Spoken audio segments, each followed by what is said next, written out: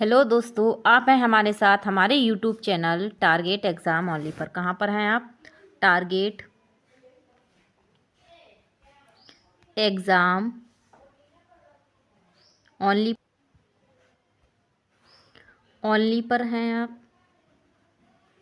और यहाँ पर हम आपके लिए जो है फ्री बैच लेके आए हैं और ये हमारा बैच काफ़ी टाइम से स्टार्ट हो गया है। अब यहाँ पर हमारा आपको टारगेट है, अब आपके पेपर स्टार्ट होने वाले हैं कि आपको 90% प्लस मार्क्स आएँ। कितने? 90% प्लस मार्क्स आए।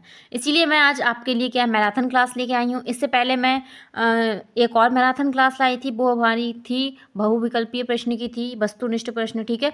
और आज मैं आपके लिए अति लघु उत्तरीय प्रश्न की मैराथन लेके आई हूँ, ठीक है। और ये आपके लिए मैराथन जो रामबाण साबित होगी और इससे आपको एक भी क्वेश्चन कहीं भी नहीं जाएगा अगर आप ये अच्छे से देखते हैं तो। आप टाइम ज़्यादा नहीं बचा है तो इसलिए अब लेट ना करें, आप अपने टाइम को ज़्यादा वेस्ट ना करें, इधर उधर से कुछ ना ज़्यादा सर्च करें, नया ना पढ़ें। जो आपको हमने पहले से दिया है वो पढ़ें और हम जो अभी मैराथन करा रहे हैं आप उन पे फोकस करें, ठीक है। क्योंकि अगर हम कहीं और ज़्यादा देखते हैं यूट्यूब वगैरह पे तो इससे क्या होता है, हमारा माइंड डाइवर्ट होता है, हमें समझ में नहीं आता है कि हम क्या पढ़ें। तो इसीलिए अब आप ज़्यादा परेशान ना होइए। आप हमारी जो मैं आपके लिए मैराथन लाई हूँ और टीचर्स जो मैराथन ला रहे हैं आप उनको देखिए, ठीक है। और इनसे ही जो है आप अपना पेपर जो है अच्छे से पास कर पाएंगे डीएलएड में। आपकी बैक नहीं आएगी, ठीक है, आप अच्छे नंबर ला सकेंगे। और यहाँ पर डीएलएड के एग्ज़ाम में एक चीज़ और आप नोटिस कर लीजिए कि यहाँ पर पेपर में आपको एक भी क्वेश्चन छोड़ के नहीं आना है, चाहे कुछ भी लिखिए उसके रिलेटिव आपको कुछ ना कुछ लिखना है, ठीक है। अब हम अपनी मैराथन स्टार्ट करते हैं टाइम को बर्बाद ना करते हुए। चलिए चलते हैं अब। तो यहाँ पर मैं आपको अति लघु उत्तरीय जो है उसकी मैराथन कराऊंगी। ये हमारा ईडियो 2 होगा, ठीक है, ईडियो 2 होगा। वैसे तो मैंने आपको क्लासेस अपनी पूरी कंप्लीट करा दी थी, प्रीवियस ईयर पेपर भी कराए हैं, आप मेरी प्लेलिस्ट में जाके सब कुछ देख सकते हैं, ठीक है। अब हम देखते हैं यहाँ पर पहला क्वेश्चन हमारा क्या है। पहला क्वेश्चन हमारा अति लघु उत्तरीय प्रश्न से है कि भारतीय संविधान के अनुच्छेद 51 का के बारे में आप क्या जानते हैं। ये आपके लिए क्वेश्चन मोस्ट इम्पॉर्टेंट है। क्या है? मोस्ट इम्पॉर्टेंट क्वेश्चन है ये आपके लिए। आपका जो भारतीय संविधान के अनुच्छेद हैं कुछ जो आपके लिए बहुत ही इम्पॉर्टेंट हैं, तो आप उनको बहुत ही ध्यानपूर्वक देखना और उन्हें करना, ठीक है। तो ये देखिए आपको 20 में पूछा गया क्वेश्चन है, तो इसका आंसर क्या होगा? भारतीय संविधान के अनुच्छेद 51 का संबंध मौलिक कर्तव्य से है। किससे है? मौलिक कर्तव्य से है। आपसे पूछा जाएगा मौलिक कर्तव्य का भारतीय संविधान के किस अनुच्छेद से संबंधित है, तो वहाँ पर आपको क्वेश्चन में 51 का लिखना पड़ेगा, ठीक है। तो घुमा के भी क्वेश्चन आ सकता है, ऐसा नहीं है कि टिट्टो क्वेश्चन यही पूछा जाए आपसे, ठीक है। इनमें 11 मौलिक कर्तव्यों का वर्णन है। कितने मौलिक कर्तव्य हमारे 11 मौलिक कर्तव्य हैं। ये आपको क्वेश्चन 1 नंबर में भी पूछ लिया जाएगा, लघु उत्तरीय में भी पूछा जा सकता है, और आपको अगर इससे बारे में पूरी जानकारी पूछेगा तो आपको लघु उत्तरीय प्रश्न में भी पूछ सकता है। यहाँ पर ये हमारा अति में पूछा गया है। आगे चलते हैं नेक्स्ट क्वेश्चन की तरफ। अगला हमारा क्वेश्चन है हंटर आयोग के 2 कार्य बताइए। तो हंटर आयोग के कौन कौन से कार्य हैं? तो है हंटर आयोग ने प्राथमिक शिक्षा की स्थिति का अध्ययन करके इसमें विकास और सुधार के सुझाव दिए थे। पहला ये था, और क्या था? जो इन्होंने भारतीय शिक्षा व्यवस्था को ईसाई मिशनरी को नहीं सौंपा था, ठीक है। हंटर आयोग था, इसने जो है हमारी जो भारतीय शिक्षा व्यवस्था थी उसको ईसाई मिशनरी को नहीं सौंपा था, ठीक है, अंग्रेजों को नहीं सौंपा था। ऐसी नेक्स्ट क्वेश्चन की तरफ चलते हैं। थर्ड नंबर क्वेश्चन हमारा है। थर्ड नंबर हमारा क्वेश्चन है राष्ट्रीय स्तर पर शिक्षा के कौन कौन से अभिकरण हैं। तो राष्ट्रीय स्तर पर शिक्षा के अभिकरण कौन कौन से हैं? तो अभिकरण, ठीक है, ये शब्द जो है हमें कंफ्यूज कर सकता है कि अभिकरण क्या हो सकते हैं। तो यहाँ पर हमारे अभिकरण जो वो होंगे ये हैं कि NCERT होगा, UGC होगा, ठीक है, ये यूनिवर्सिटी के लिए होता है UGC, और एसिट होगा, NCTE होगा, ठीक है। तो यहाँ पर ये क्या है? हमारे राष्ट्रीय स्तर पर क्या है? अभिकरण है शिक्षा के। अगले क्वेश्चन की तरफ चलते हैं। 4th नंबर हमारा क्वेश्चन है कि शैक्षिक उन्नयन में ब्लॉक संबंधित केंद्रों की क्या भूमिका है। तो यहाँ पर आपको बतानी है ब्लॉक संबंधित केंद्रों की भूमिका क्या है। ये आपको 20 में पूछा गया क्वेश्चन है। तो विकासखंड स्तर पर ब्लॉक संबंधित केंद्र बेसिक शिक्षकों के लिए प्रशिक्षण एवं कार्यशाला का आयोजन करके शैक्षिक सहायता उपलब्ध कराता है। इसकी सहायता का उद्देश्य है शिक्षा की गुणवत्ता में सुधार और जिला स्तर पर शैक्षिक गतिविधियों को तेज करना। ठीक है, कि शैक्षिक जो गतिविधियां हैं उनको तेज करना है और शैक्षिक सहायक जो सामग्री वगैरह हैं वो उपलब्ध कराना है। प्रशिक्षण कार्यशाला देखनी है, प्रशिक्षण जैसे मतलब हमारी डाइट से जो है बीटीसी वगैरह होती है, ये देखना है। ठीक है, ये सारी इसमें क्या है, इसकी ये भूमिका होती है। आगे देखते हैं, नेक्स्ट क्वेश्चन की तरफ चलते हैं। 5th नंबर हमारा क्वेश्चन है, लॉर्ड कर्जन ने प्राथमिक स्तरीय शिक्षा को क्या क्या सुधार किए। ठीक है, प्राथमिक स्तर में क्या क्या इसने सुधार किए थे कर्जन ने। तो देखते हैं, इसमें पहला है प्राथमिक शिक्षकों को 2 वर्ष का शिक्षण प्रशिक्षण देने की व्यवस्था की गई थी। कि प्राथमिक शिक्षकों को क्या है 2 वर्ष का पहले उन्हें ट्रेनिंग दीजिए, कि उन्हें पहले सिखाइए और इनके वेतन और क्या है सेवा शर्तों में भी सुधार किया गया। इनके वेतन को भी बढ़ा दिया गया और इनकी जो सेवा थी उनमें भी सुधार कर दिया गया। ठीक है, अब सेकेंड इसमें पॉइंट है इसको सुधार में कि प्राथमिक स्तर पर प्रचार करना सरकार का मुख्य उत्तरदायित्व है, अतः इस ओर सरकार को क्या है ठोस कदम उठाने चाहिए।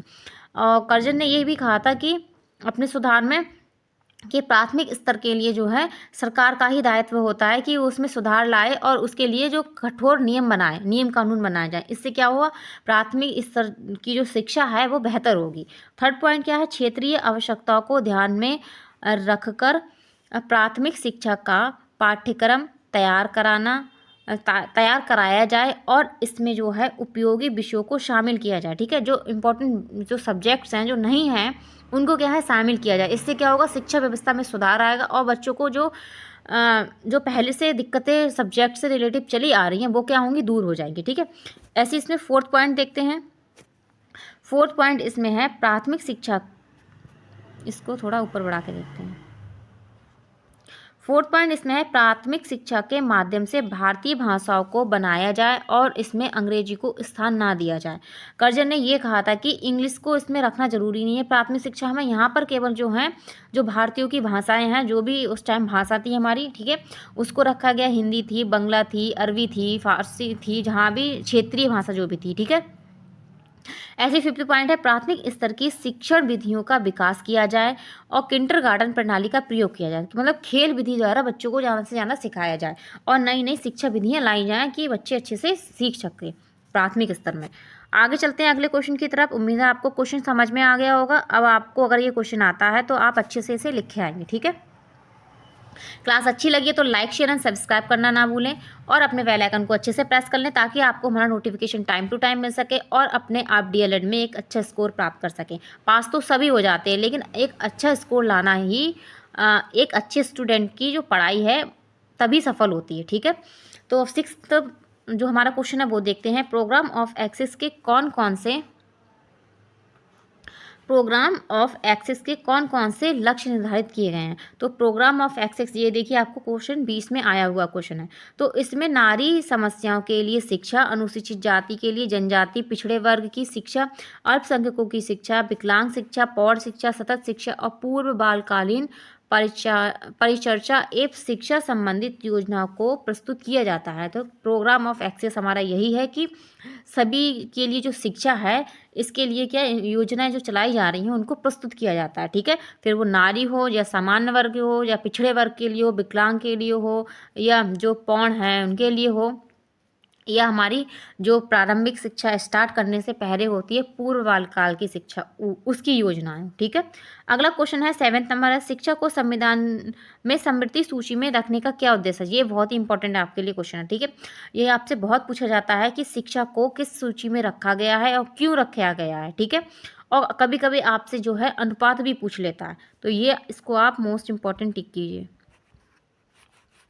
ठीक है, अब हम देखते हैं कि शिक्षा के व्यापक एवं जटिल स्वरूप के कारण कब किया गया था। ये इसको आप ध्यान में रखिए, मोस्ट इम्पॉर्टेंट, पहले तो इसको टिक करना।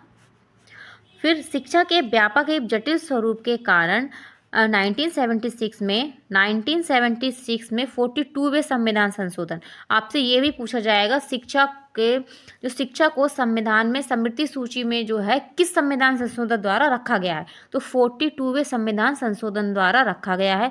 शिक्षा को समृद्धि सूची में डाला। ठीक है, इसका उद्देश्य है कि राज्य की केंद्र तथा राज्य के सम्मिलित एवं समन्वित प्रयासों द्वारा शिक्षा के स्तर को उन्नयन करना। इसमें क्या है, राज्य और केंद्र एक साथ यह क्या है, सहभाग करके, सहयोग करके, ठीक है, जो है अपना क्या है उत्तरदायित्व निभाते हैं। ठीक है, तो इसीलिए इसको इसमें रखा गया है कि दोनों सहयोग करके शिक्षा का स्तर है उसको उन्नतिशील बनाएं, उसमें प्रगति करें। ठीक है, अब 8 नंबर क्वेश्चन की तरफ चलते हैं। 8 नंबर हमारा क्वेश्चन है, स्कूल चलो अभियान कब प्रारंभ हुआ।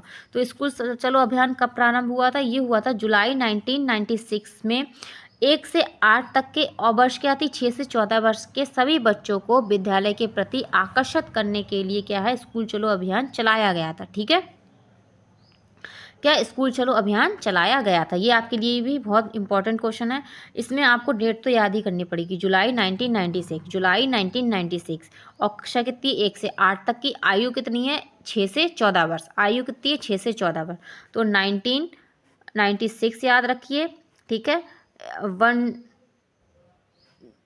to 8 याद रखिए और 6 से 14 वर्ष याद रखिए। ठीक है, ये आपकी कक्षा हो गई, ये आपकी डेट हो गई और ये आपकी बच्चों की वर्ष हो गई कि कितने वर्ष के लिए है ये। नेक्स्ट क्वेश्चन की तरफ चलते हैं। अब अगला क्वेश्चन है, राष्ट्रीय बाल श्रम परियोजना क्या है। अब आपको यहाँ पर बताना है राष्ट्रीय बाल श्रम परियोजना क्या है। तो इस परियोजना का उद्देश्य घातक उद्योगों में वर्ष 2010 तक बाल श्रम को समाप्त करना है। कब तक का टारगेट बनाया गया है। क्वेश्चन में आपसे ये भी पूछा जा सकता है, क्वेश्चन में आपसे ये भी पूछा जा सकता है कि राष्ट्रीय बाल श्रम परियोजना में कितने तक का उद्देश्य बनाया है, कि कितने वर्ष तक हम जो है इसको समाप्त कर देंगे। तो कितने वर्ष तक, 2010 तक। बाल श्रम का पूर्व उन्मूलन इस परियोजना का एक क्या है, कृत्रिम लक्ष्य है। ठीक है, इसका क्या है, कृत्रिम लक्ष्य है। 10 नंबर क्वेश्चन देखते हैं। 10 नंबर क्वेश्चन है, CTE किस स्तर के शिक्षकों को तैयारी कराता है। तो माध्यमिक और उच्च माध्यमिक के लिए जो है CET क्या है, CTE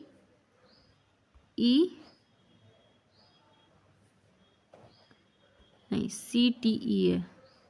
CTE किसके लिए, माध्यमिक और उच्च माध्यमिक के लिए। नेक्स्ट क्वेश्चन की तरफ चलते हैं, आगे देखते हैं अगला क्वेश्चन। 11 नंबर हमारा क्वेश्चन है कि शिक्षा बिना बोझ के, यहाँ पर ये बोझ आएगा, क्या आएगा, बोझ। ठीक है, ये बोझ आएगा, आप यहाँ पे करेक्ट करना कि शिक्षा बिना बोझ की शिक्षा में कितने प्रकार के बोझ और बच्चों में होने वाली बात कही गई है, कि बच्चों में कितने प्रकार के बोझ की बात की गई है। ये क्वेश्चन आपसे पूछ लिया गया अब यहाँ पे थोड़ा सा घुमा के, कि ये नहीं पूछा गया कि शिक्षा बिना बोझ के किसके द्वारा लाया गया था, इसमें क्या था क्या नहीं था, ये नहीं पूछा गया। यहाँ पे बोझ की बात की गई है कि कितने प्रकार के बोझ थे। तो कितने प्रकार के थे, दो प्रकार के थे, भौतिक बोझ और मानसिक बोझ। कौन सा, भौतिक और मानसिक बोझ। ऐसे हमारा 12 नंबर क्वेश्चन है, न्यूपा का मुख्यालय कहाँ है। तो कहाँ पर है, दिल्ली में है। तो न्यूपा का मुख्यालय हमारा कहाँ है, दिल्ली में है। आगे चलते हैं, नेक्स्ट क्वेश्चन देखते हैं। अगला हमारा 13 नंबर क्वेश्चन है, RTE का पूरा नाम क्या है। ये क्या है, RTE का पूरा नाम आपसे पूछा, तो राइट टू एजुकेशन, ये तो सभी को पता होगा। अब 14 नंबर क्वेश्चन है, वर्तमान में शिक्षा को किस सूची में रखा गया। मैंने कहा था आपको कैसे भी घुमा के ये क्वेश्चन पूछ लेगा। तो समवर्ती सूची में रखा गया है। कौन से संविधान संशोधन द्वारा, 42वें संविधान संशोधन द्वारा। ठीक है, और कौन कौन, राज्य प्लस केंद्र बराबरी की भागीदारी करते हैं। ठीक है, ये क्या है, संशोधन।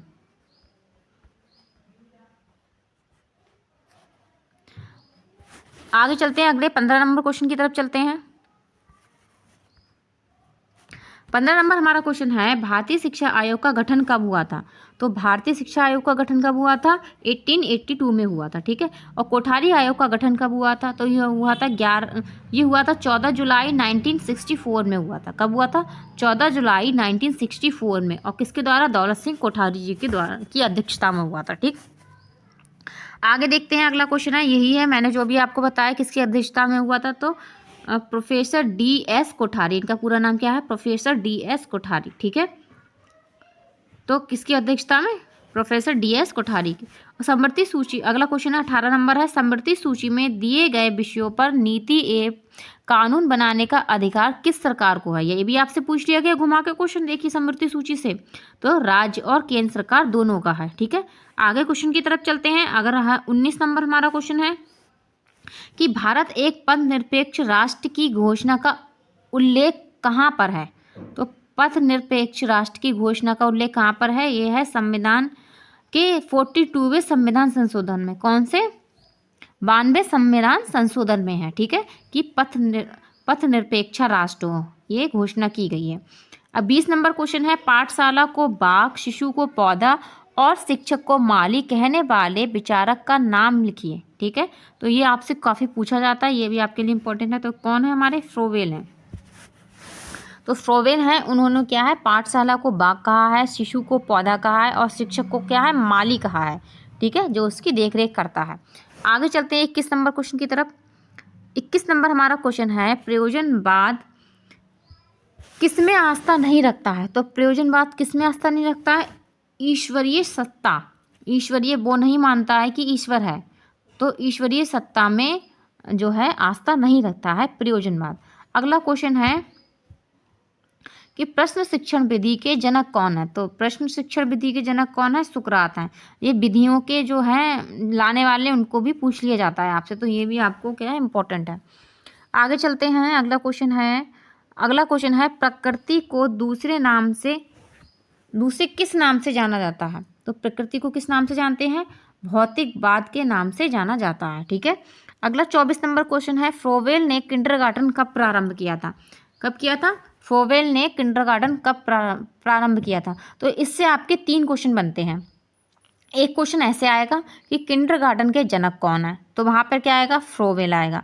एक क्वेश्चन ऐसे आएगा कि फ्रोवेल ने किस शिक्षण विधि का जो है जनक माना जाता है? तो वहाँ पर हम किंडरगार्टन लिखेंगे। अब यहाँ पर ये थर्ड क्वेश्चन बना है कि फ्रोवेल ने किंडरगार्टन का कब प्रारंभ किया था? तो प्रारंभ कब किया था? 1839 में किया था। कब किया था? 1839 में किया था। यहाँ से हमारे 3 क्वेश्चन बन रहे हैं। आगे चलते हैं 25 नंबर क्वेश्चन की तरफ। 25 नंबर हमारा क्वेश्चन है, राज्य शिक्षा संस्थान कहाँ स्थित है? तो राज्य शिक्षा संस्थान कहाँ पर है? इलाहाबाद में है। ये आपसे 17 में पूछा गया क्वेश्चन है। अगला 29 नंबर हमारा क्वेश्चन है, उम्मीद है आपको क्लास अच्छी लग रही होगी, पसंद भी आ रही होगी। ठीक है, और समझ में भी आ रहा होगा। अगर आपको समझ में आ रहा है तो लाइक कीजिए और मुझे कमेंट बॉक्स में कमेंट जरूर कीजिए। ठीक है, और अगर आपको किसी क्वेश्चन में डाउट लग रहा है तो आप मेरी क्लासेस में जाके देख सकते हैं। मैंने हर एक टॉपिक में, हर एक चैप्टर के बारे में अलग अलग क्लासेस दी हैं आपको, आप वहाँ पर थोड़ा डिटेल में पढ़ सकते हैं। ठीक है, तो 26 नंबर हमारा क्वेश्चन है, राज्य विज्ञान शिक्षा संस्थान कहाँ स्थित है? तो राज्य विज्ञान शिक्षा संस्थान जो है इलाहाबाद में स्थित है। और 27 नंबर क्वेश्चन है, राज्य हिंदी संस्थान कहाँ स्थित है? राज्य हिंदी संस्थान कहाँ है? वाराणसी में है। और 28 नंबर क्वेश्चन है, आंग्ल भाषा शिक्षण संस्थान कहाँ स्थित है? ये हमारा कहाँ है? इलाहाबाद में है।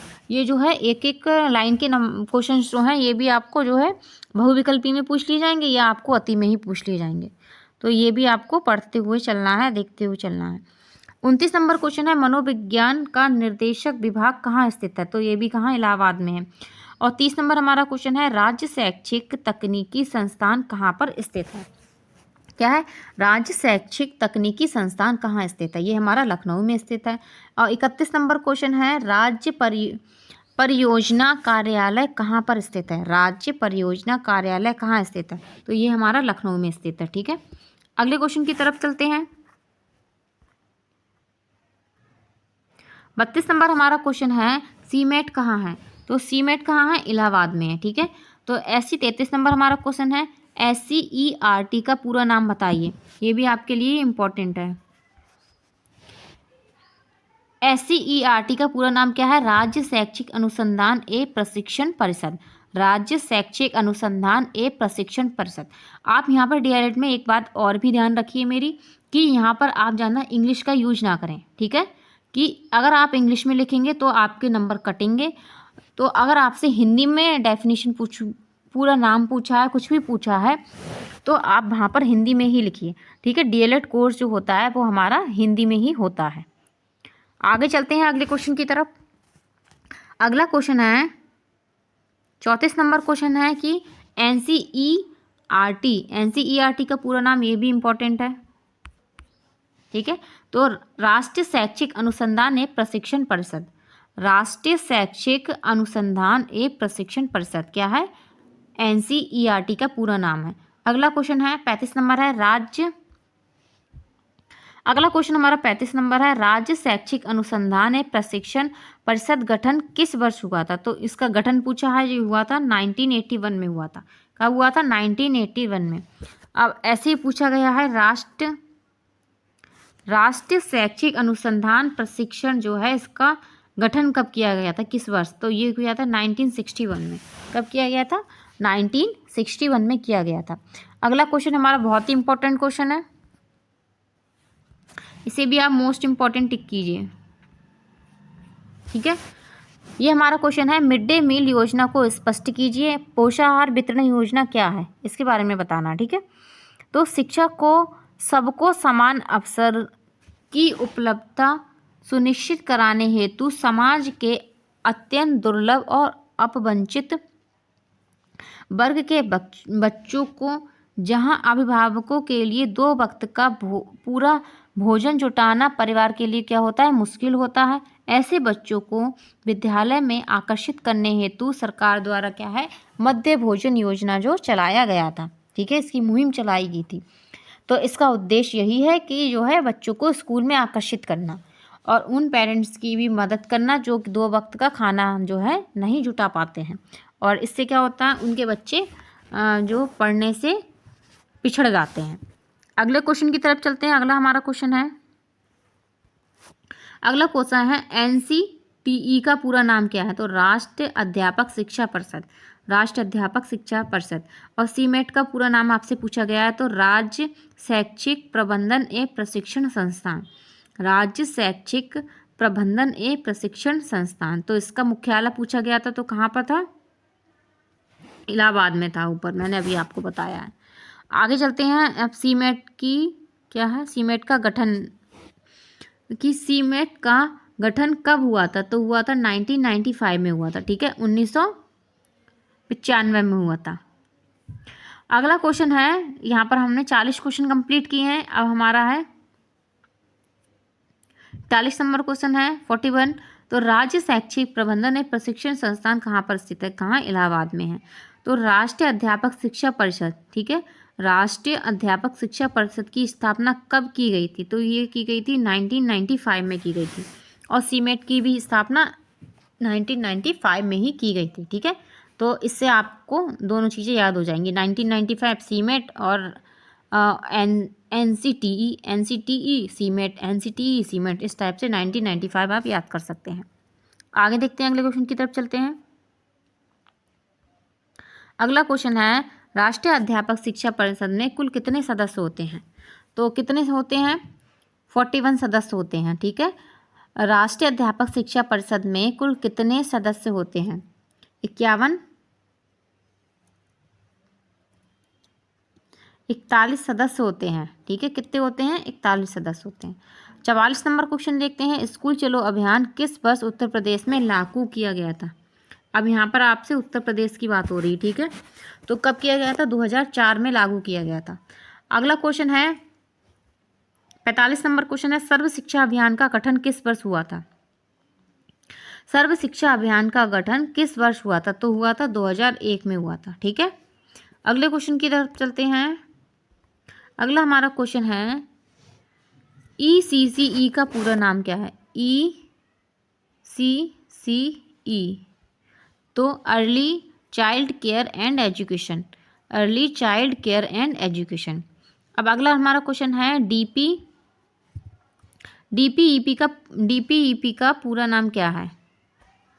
DPEP का पूरा नाम क्या है। तो जिला प्राथमिक शिक्षा परिषद, क्या है, जिला प्राथमिक शिक्षा परिषद है।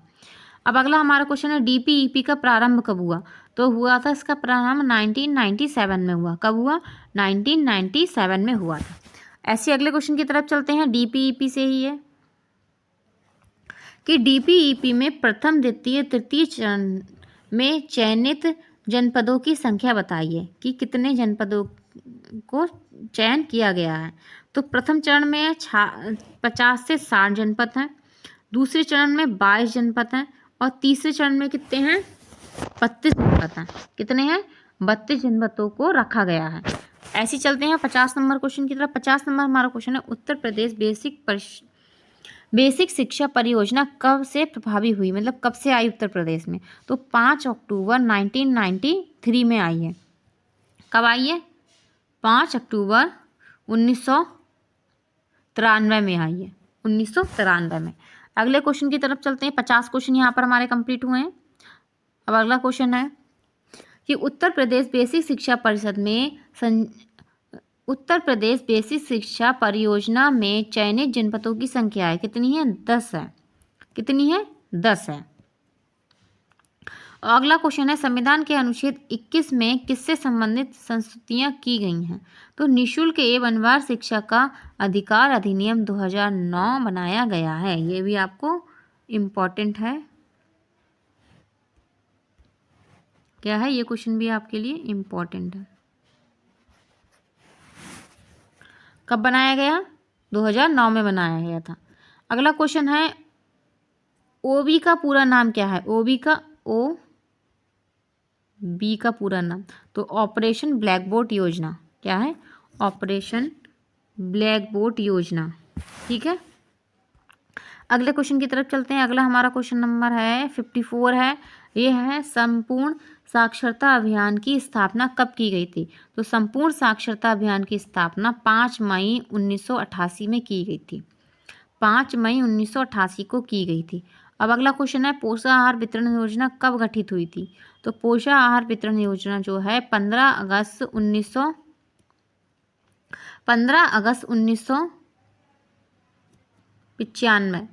1995 में गठित हुई है। अगला क्वेश्चन है 56 नंबर क्वेश्चन है कि न्यूपा का पूरा नाम बताइए। तो न्यूपा का पूरा नाम क्या है? राष्ट्रीय शैक्षिक आयोजन एवं प्रशासनिक विश्वविद्यालय। न्यूपा आपके लिए किसके लिए है? विश्वविद्यालय लेवल के लिए, उच्च माध्यमिक के लिए। ये आगे चलते हैं। अगला क्वेश्चन है 57 नंबर है।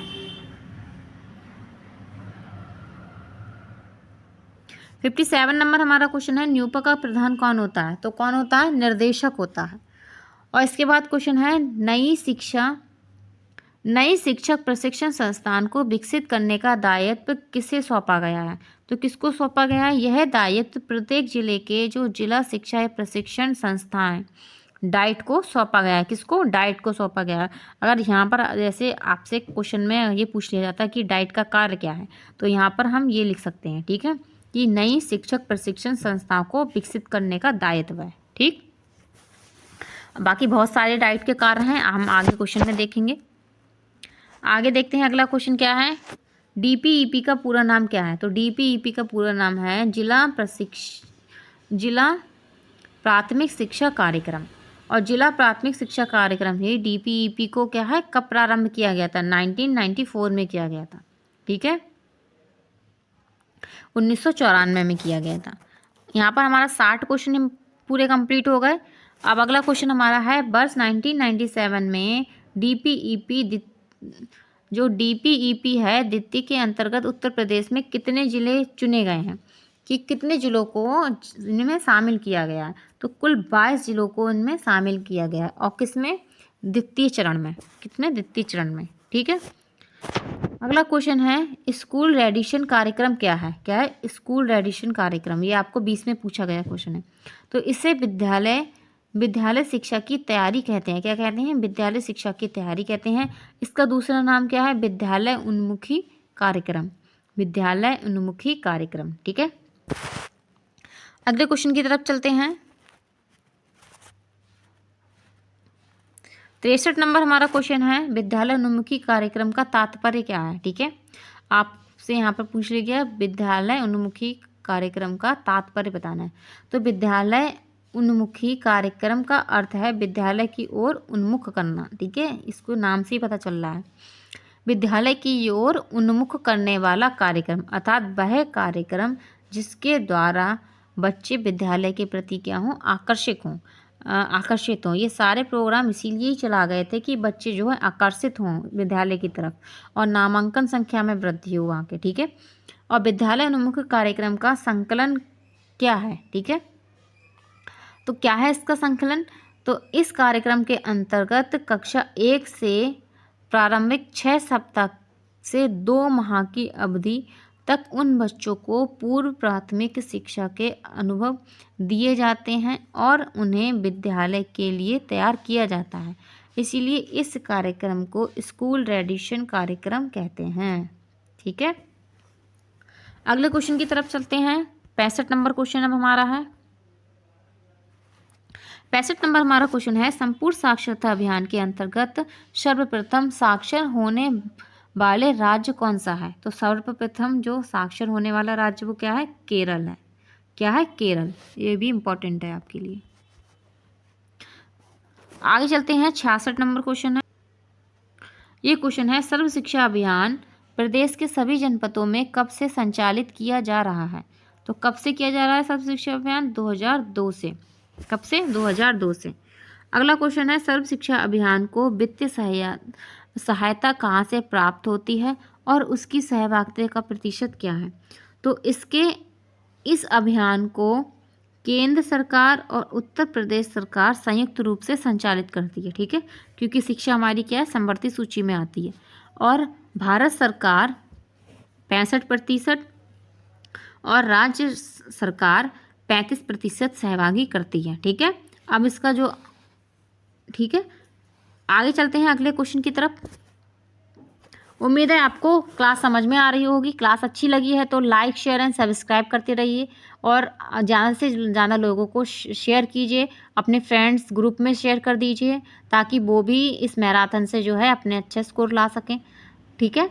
चलिए अब हम अपना क्लास देखते हैं, स्टार्ट करते हैं। आगे देखते हैं क्या है क्वेश्चंस। अगला क्वेश्चन हमारा है, NPEGEL national programme of education for girls and elementary level. ये आपको डेफिनेशन भी पूछी जाती है इसकी, ठीक है, NPEGEL की, ठीक। तो देखते हैं क्या है। इस कार्यक्रम के अंतर्गत बालिका शिक्षा व्यवस्था को अधिक सुदृढ़ करने का प्रयास किया जाता है, ठीक है। इसकी उपस्थिति, जो उनकी उपस्थिति ठहराव प्राथमिक शिक्षा व प्राथमिक शिक्षा को पूर्णतः सुनिश्चित कराई जाती है, ठीक है। जो बालिकाएं हैं उनके लिए ये प्रोग्राम चलाया जाता है। आगे अगला क्वेश्चन है, NPEGEL, ये NPEGEL है। NPEGEL क्षेत्र बताइए, इसका क्षेत्र क्या है? तो महिला साक्षरता के शैक्षिक दृष्टिकोण के पिछड़े विकासखंड और 10% से कम साक्षरता वाले विकासखंड हैं तथा चयनित शहरी मालिन बस्तियां, जी उनके लिए चलाया जाता है। अगले क्वेश्चन की तरफ चलते हैं। 70 नंबर क्वेश्चन है। 70 नंबर हमारा क्वेश्चन है, स्कूल चलो अभियान किस स्तरों को आयोजित किया जाता है? मतलब किन स्तरों पर आयोजित किया जाता है? तो जनपद स्तर पर किया जाता है, ब्लॉक स्तर पर और ग्राम स्तर पर। इन तीनों स्तर पर स्कूल चलो अभियान जो है आयोजित किया जाता है, इसका आयोजन किया जाता है। 71 नंबर क्वेश्चन है, स्कूल चलो अभियान कब चलाया गया था? तो स्कूल चलो अभियान कब? 1 जुलाई से 31 जुलाई तक चलाया जाता है, ठीक है। तो अगला क्वेश्चन है, 72 नंबर क्वेश्चन है कि स्वतंत्रता के समय भारत में साक्षरता कितने प्रतिशत थी? तो स्वतंत्रता के समय भारत में कितनी साक्षरता थी? ये थी 12% साक्षरता थी। देखिए कितनी कम लोग जो थे हमारे भारत में साक्षर थे, ठीक है। ये 19 में पूछा गया आपसे क्वेश्चन है। अगले क्वेश्चन की तरफ चलते हैं। 73 में क्वेश्चन है हमारा, ये हमारा है, ऑपरेशन ब्लैक बोर्ड का उद्देश्य क्या है? तो ऑपरेशन ब्लैक बोर्ड योजना का उद्देश्य है प्राथमिक विद्यालयों में सामग्री तथा, ये सामग्री होगा, सामग्री तथा शिक्षण उपकरणों जैसी न्यूनतम आवश्यक सुविधाओं की क्या है? व्यवस्था को सुनिश्चित करना है। क्या है? ऑपरेशन ब्लैक बोर्ड का उद्देश्य। अगला क्वेश्चन है 74वां क्वेश्चन है, ये है पोषाहार वितरण योजना में कितने कैलोरी ऊर्जा बालकों को देने की व्यवस्था है? ये आपको 19 में पूछा गया क्वेश्चन है। तो कितनी कैलोरी बच्चों को दी जाती है? 1200 से 1600 कैलोरी जो है बच्चों को आवश्यक है। और कितनी साल के लिए? 3 से 6 वर्ष के बच्चों के लिए करीब।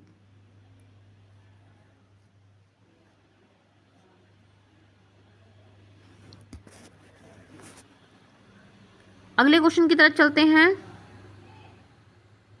75 नंबर क्वेश्चन हमारा है, 75 नंबर है। ये एनसीएफ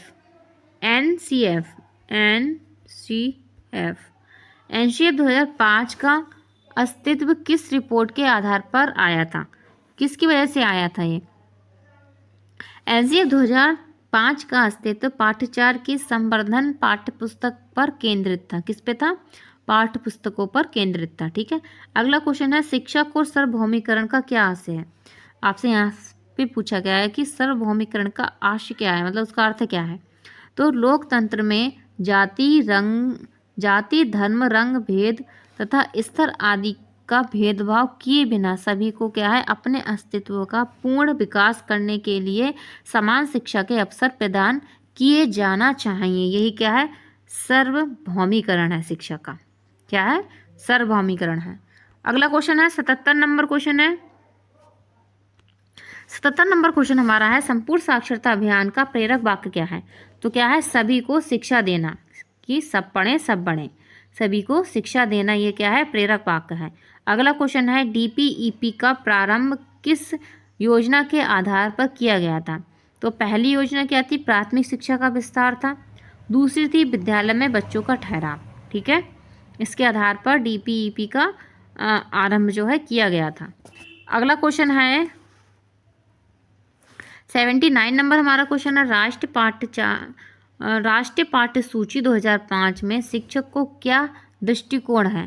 तो शिक्षक के लिए क्या दृष्टिकोण रखा गया है? तो वो है निर्देशों के स्थान पर अवलोकन, अनुभव, प्रयोग आदि विविध गतिविधियों के माध्यम से जाना और सृजन के अवसर उपलब्ध कराने की दक्षता। ठीक है। ये क्या है? शिक्षक के लिए हेडलाइन है। 80 नंबर क्वेश्चन है, भारत में निःशुल्क अनवार शिक्षा की उन्नति में मुख्य कठिनाइयाँ क्या हैं? कि निःशुल्क अनवार शिक्षा को लाने के लिए क्या कठिनाइयाँ हैं? पहली है दोषपूर्ण पाठ्य व्यवस्था। क्या है? दोषपूर्ण पाठ्य व्यवस्था है। उसके बाद है शासन की कमजोरी है। ठीक। उसके बाद राजनीतिक कठिनाइयाँ आती हैं। उसके बाद शिक्षकों का अभाव आता है। अगर ये क्वेश्चन आपको लघु उत्तरीय में पूछा जाए, ठीक है, लघु में पूछा जाए, तो आप ये पॉइंट्स डाल के इनको लॉन्ग करके लिख सकते हैं। सही है। तो ये आप इसको थोड़ा याद रखना। अगले क्वेश्चन की तरफ चलते हैं। 80 क्वेश्चन यहाँ पर हमारे कंप्लीट होते हैं। 81 नंबर हमारा क्वेश्चन क्या है? 81 नंबर हमारा क्वेश्चन है, 81 नंबर हमारा क्वेश्चन है, न्यूनतम अधिगम स्तर से आप क्या समझते हैं? न्यूनतम अधिगम स्तर से आप क्या समझते हैं? तो न्यूनतम अधिगम स्तर एक ऐसी प्रक्रिया है जिसमें यह निर्धारित किया जाता है कि बच्चों को किसी निश्चित स्तर पर कम से कम कितना सिखाना चाहिए। ठीक है। उदाहरण के लिए जैसे नमन कक्षा 8 का छात्र है और उसके लिए बोर्ड द्वारा यह निश्चित किया गया कि कम से कम 33% अंक प्राप्त करने वाला छात्र क्या उत्तीर्ण होता है, तो उस बालक के द्वारा सत्र में मेहनत करके जो है स्तर पर पास करने के लिए क्या है 33% अंक प्राप्त करना अनिवार्य होगा। यही क्या होती है? न्यूनतम अधिगम स्तर कहलाता है। ठीक है। क्या कहलाता है? न्यूनतम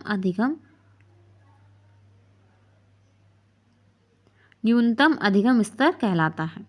अगला क्वेश्चन देखते हैं। अगला क्वेश्चन है महिला के लिए है कि महिला समाख्या कार्यक्रम क्या है? 17वें आया हुआ क्वेश्चन है। यह योजना 1986 में ग्रामीण क्षेत्रों में सामाजिक आर्थिक विकास से पिछड़ी समूह की महिलाओं के सशक्तिकरण के लिए सरकार द्वारा चलाया गया था। ठीक है। महिलाओं के क्या है? सशक्तिकरण के लिए चलाया गया था, जो पिछड़े वर्ग की महिला हैं उनके लिए।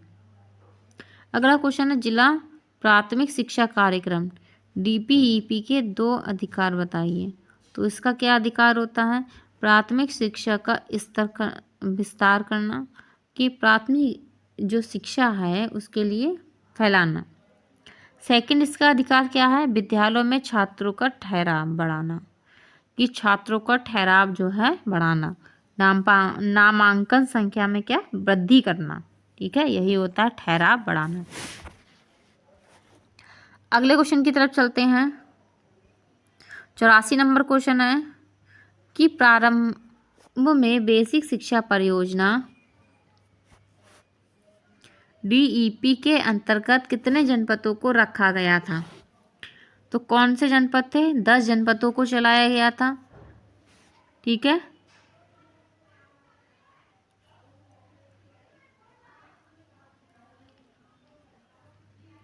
10 जनपदों को चलाया गया था और इसमें था इलाहाबाद, इटावा, बांदा, सीतापुर, सहारनपुर, पौड़ी, वाराणसी, गोरखपुर, नैनीताल और अलीगढ़। ये सारे क्या थे? जो बेसिक शिक्षा परियोजना के अंतर्गत क्या जनपद हैं ये।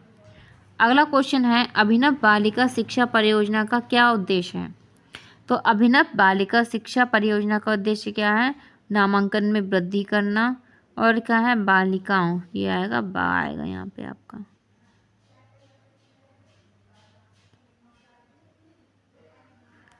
बालिकाओं को आर्थिक सबलता प्रदान करना। क्या है? आर्थिक सबलता प्रदान करना। अगले क्वेश्चन की तरफ चलते हैं। अगला क्वेश्चन हमारा है कि राज्य शैक्षिक अनुसंधान एवं प्रशिक्षण परिषद के किन्हीं 2 कार्यों को बताइए। 17 में पूछा गया क्वेश्चन है। तो पहला कार्य इसमें क्या है? प्राथमिक स्तर शिक्षकों के लिए सेवा पूर्व एक सेवारत प्रशिक्षण कार्यक्रम का आयोजन करना और शोध सर्वेक्षण एवं नवाचार कार्यक्रम का संचालन करना। अगला क्वेश्चन है राष्ट्रीय शिक्षक शिक्षा परिषद की स्थापना कब हुई थी? तो इसकी स्थापना हुई थी 17 अगस्त 1995 में। 17 अगस्त 1995 में हुई थी। ठीक है,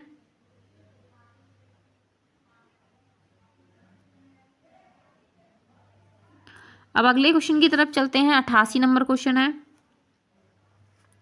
88 नंबर हमारा क्वेश्चन है ब्रिज कोर्स से आप क्या समझते हैं? तो 17 में पूछा गया क्वेश्चन है। तो ब्रिज कोर्स से क्या समझते हैं? ब्रिज कोर्स यह एक ऐसा कोर्स है जो क्या है? शिक्षा से वंचित या ड्रॉप आउट छात्रों को अथवा ऐसे छात्रों को जो किसी कारण शिक्षा से जुड़ नहीं पाए हैं, उन्हें शिक्षा से जोड़ने के लिए क्या है? ब्रिज कोर्स बनाया गया। ठीक है, अगले क्वेश्चन की तरफ चलते हैं। अगला क्वेश्चन है स्कूल एडिशन कार्यक्रम की विशेषता क्या है? तो इसकी विशेषता है यह कार्यक्रम उन लोगों के लिए है जो कक्षा 1 में सीधे प्रवेश करते हैं। क्या? सीधे 1 में प्रवेश करते हैं, वो आंगनबाड़ी वगैरह में नहीं जाते हैं, उनके लिए स्कूल एडिशन कार्यक्रम चलाया जाता है।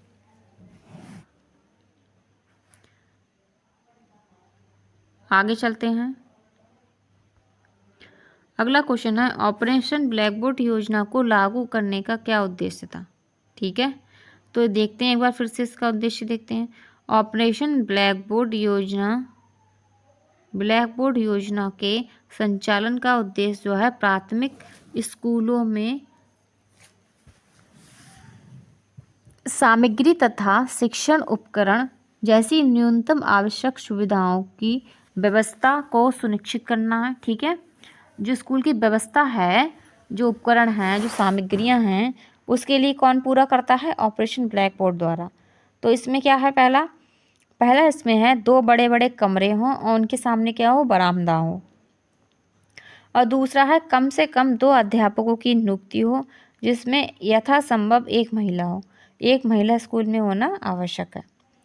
अगला इसमें पॉइंट है खिलौने, श्यामपट्ट, नक्शे, पुस्तकों तथा शिक्षण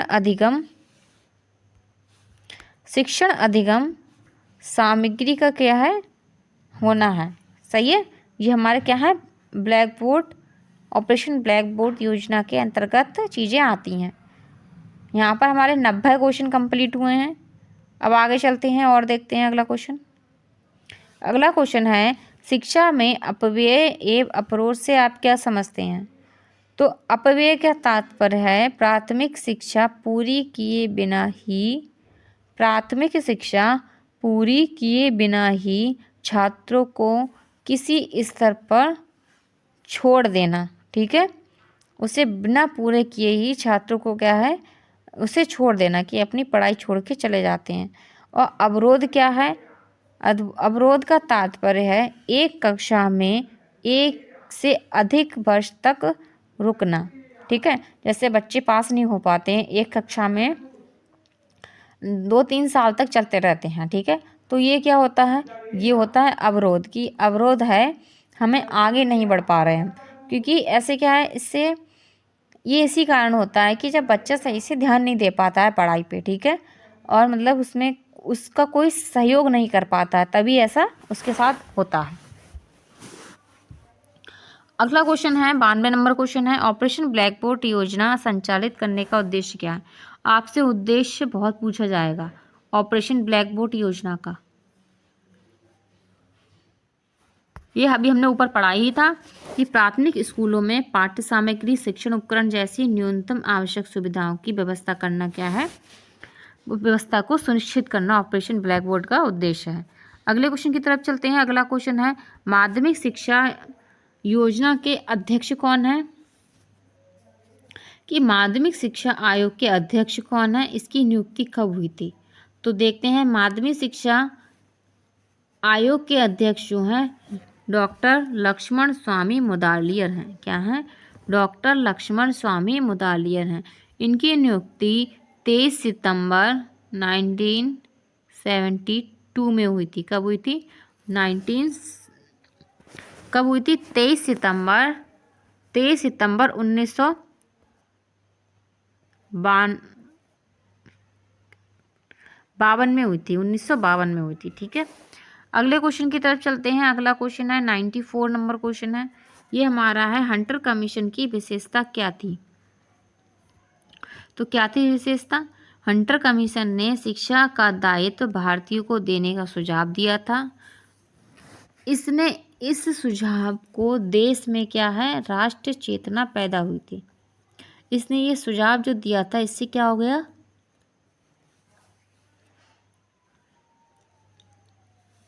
देश में राष्ट्रीय चेतना जो है पैदा हो गई, जागृत हो गई। ठीक है,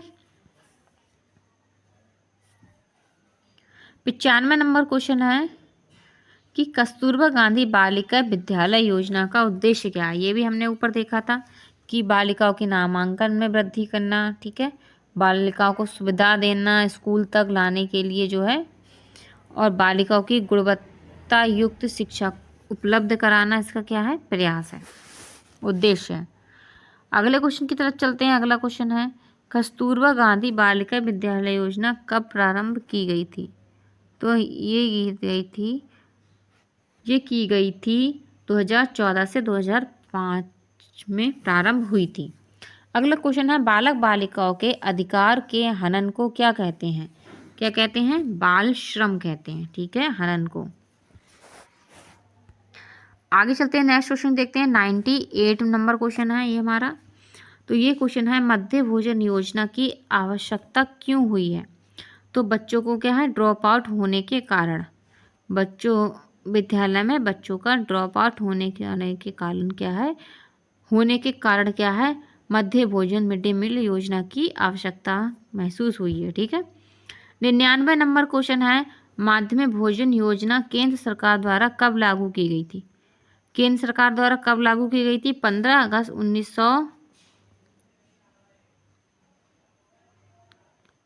1995 में लागू की गई थी।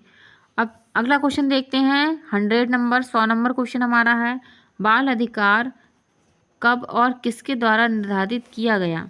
तो संयुक्त राष्ट्र संघ द्वारा 10 दिसंबर 1950 को बाल अधिकार क्या है, निर्धारित किया गया था। आगे चलते हैं अगले क्वेश्चन की तरफ।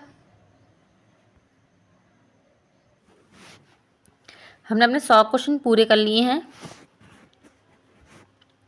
अब हम देखते हैं 101 नंबर क्वेश्चन कि शिक्षा अधिकार अधिनियम को की 2 विशेषता बताइए। तो पहली इसमें विशेषता है 6 से 14 वर्ष बालकों के लिए विद्यालय, और दूसरी है बालकों को शारीरिक मानसिक प्रताड़ना ना दी जाए। ठीक है, ये इसकी विशेषता है। अब 102 नंबर क्वेश्चन है कि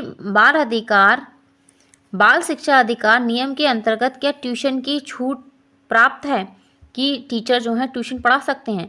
तो नहीं है। ठीक है, 103 नंबर क्वेश्चन है मैकाले द्वारा अपने विवरण पत्र में कौन सा अध्याय वाक्य लिखा गया है? तो इसने अपने विवरण पत्र में क्या लिखा है, देखते हैं। तो एक अच्छे यूरोपीय पुस्तकालय की एक अलमारी का साहित्य भारत व अरब, ये आपका अरब होगा, क्या होगा?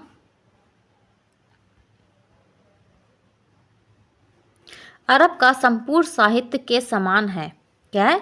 संपूर्ण साहित्य के समान है। ये आपको 15 और 19 में पूछा गया क्वेश्चन है।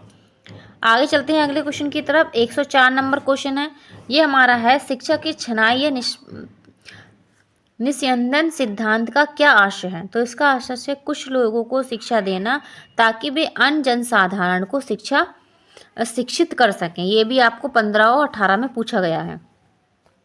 105 नंबर क्वेश्चन है हंटर कमीशन द्वारा माध्यमिक शिक्षा के क्षेत्र में कौन सी आर्थिक प्रणाली लागू की जो आज भी प्रचलित है? वो कौन सी है? अनुदान प्रणाली। कौन सी? अनुदान प्रणाली। ये भी आपको 15 में क्वेश्चन पूछा गया है। अब चलते हैं 106 नंबर क्वेश्चन देखते हैं कि भारतीय शिक्षा को लॉर्ड कर्जन ने किन्हीं 2 प्रमुख देन का उल्लेख कीजिए। कि भारतीय शिक्षा में जो कर्जन था उसने क्या करा था? तो पहला इसने किया था केंद्रीय शिक्षा विभाग की स्थापना की थी। ठीक है, आपसे क्वेश्चन में पूछा जाए केंद्रीय शिक्षा विभाग की स्थापना किसने की थी? और भारतीय विश्वविद्यालय आयोग की भी इसके द्वारा लाया गया था। आगे चलते हैं। अंग्रेजों ने भले ही बहुत बुरे काम किए हों हम लोगों भारतीय लोगों के साथ, लेकिन कुछ अच्छे कार्य भी उन्होंने बहुत किए हैं। ठीक है, आगे चलते हैं अगले क्वेश्चन की तरफ। 107 नंबर क्वेश्चन है कोठारी आयोग की नियुक्ति का मुख्य उद्देश्य क्या था? तो इसका उद्देश्य था शिक्षा के राष्ट्रीय स्वरूप व शिक्षा के समस्त स्तरों के संबंध में सिद्धांत व नीतियां बनाना था। 108 नंबर क्वेश्चन है नई शिक्षा नीति 1986 की किन्हीं 2 प्रमुख विशेषताओं का वर्णन कीजिए। आपसे राष्ट्रीय शिक्षा नीति है, ये नीतियां जो होती हैं इनकी विशेषता पूछ ली जाती हैं। तो पहला है शैक्षिक अवसरों की समानता और केंद्रीय सरकार की भागीदारी। ठीक है,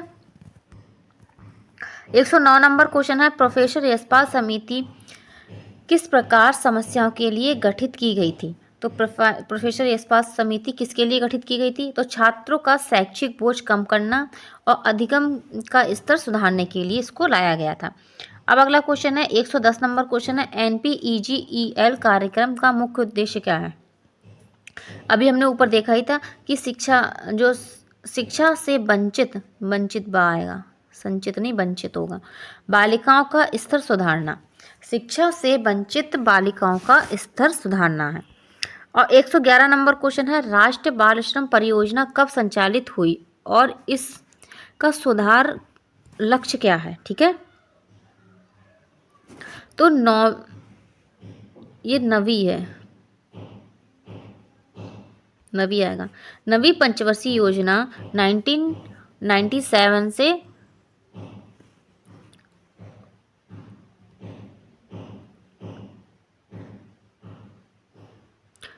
2002 में लक्ष्य बाल श्रमिकों का पुनर्वास व बाल श्रम बाल श्रम की समस्या को दूर करना। ठीक है, इसको इसीलिए लाया गया था, राष्ट्रीय बाल श्रम परियोजना को लाया गया था कि बाल श्रमिकों की समस्या को सुलझाना। ठीक है, अगला क्वेश्चन है DPEP परियोजना का कार्य क्या है? ये भी हमने ऊपर देखा था, प्राथमिक शिक्षा का विस्तार करना है और विद्यालय में बच्चों का ठहराव करना है। अगला क्वेश्चन हमारा है 113 नंबर क्वेश्चन है बनारस संस्कृत कॉलेज कब और किसके द्वारा प्रारंभ हुआ था? तो सन 1991 में